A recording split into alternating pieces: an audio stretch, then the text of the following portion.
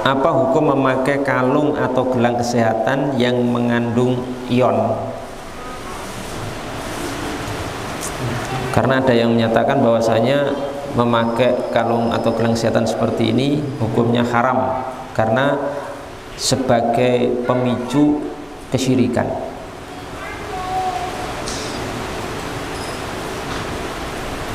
Kalung kesehatan atau gelang kesehatan sekarang kan marak ya, gitu.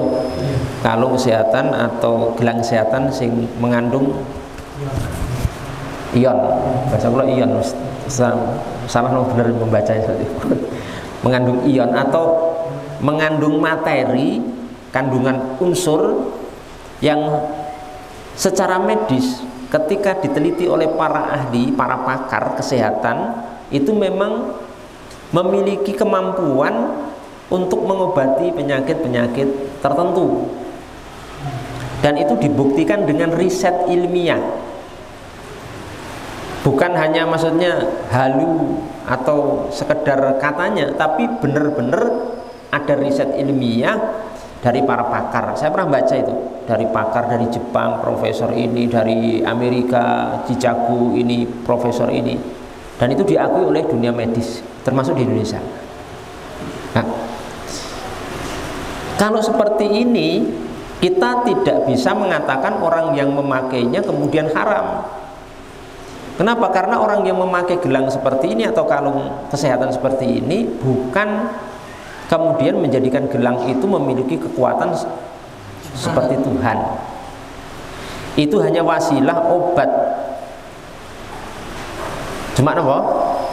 Wasilah atau obat, sebagaimana obat-obat yang lain, obat flu, obat mah, obat pilek, obat tipes atau obat yang lain itu sama. Jadi hukumnya memakai gelang kesehatan atau kalung kesehatan yang seperti itu hukumnya boleh, tidak haram. Kalau masalah potensi syirik nanti gimana Ustadz? Nanti menganggap gelang itu punya kekuatan menyembuhkan. Apakah ini tidak bahaya kalau diperbolehkan? Kalau masalah potensi itu semuanya berpotensi. Kita minum obat itu punya potensi syirik juga. Ini apa? Wah, meyakini kesembuhan dari obat. Kita ke dokter punya potensi syirik juga karena kita berpotensi meyakini yang menyembuhkan dokter. Ya Pak ya? Nah, tapi kenapa kalau minum obat nggak syirik, nggak dilarang? Nggak ada yang mengharamkan minum obat. Ketika flu kita beli ultra flu, malah kita beli sendiri. Langsung beli, otomatis langsung ke warung beli atau ke apotek beli obat. Kalau sakit langsung ke dokter tanpa mempermasalahkan niku sesuatu yang berpotensi pada kesyirikan. Jadi sesuatu yang berpotensi itu belum tentu kemudian haram kalau potensinya itu terlalu kecil, Pak. Sesuatu yang potensinya kecil itu tidak punya hukum.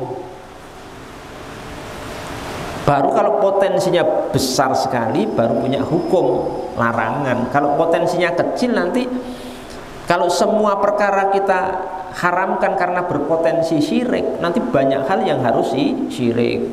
Sampean makan bisa kenyang, itu potensi syirik betul? Berpotensi karena menganggap kekenyangan itu karena makan, padahal yang mengenyangkan sih Allah Subhanahu wa ta'ala. Buktinya ada orang yang sekian ratus tahun tidak makan pun tidak mati. Siapa? Ashabul Kahfi. Berpotensi makan, berpotensi syirik, minum berpotensi syirik, ke dokter berpotensi syirik. Nanti akan banyak yang diharamkan gara-gara berpotensi. Yang diharamkan itu potensi yang apa? Yang besar, yang mendominasi, baru itu dilarang. Seperti misalkan kita bawa keris, boleh enggak itu bawa keris? Boleh. Boleh saja. Bawa keris itu seperti bawa pisau, bawa samurai, bawa ruyung, bawa tongkat, tombak. Pangeran Diponegoro bawa keris enggak? Bawa, Pak. Apa mungkin kemudian beliau musyrik? Ya enggak. Bawa keris, sekedar keris, bawa keris niku tidak ada hukum, hukumnya boleh saja. Jadi masalah baru ketika ada keyakinan. Kalau keyakinannya keris itu hanya sebagai senjata wasilah untuk mengusir dan masalah musuh, tidak masalah. Tetap yang menentukan adalah sinten? Allah Subhanahu wa ta'ala. Saya punya ustadz-ustadz, teman-teman ustadz yang malah mengoleksi keris banyak.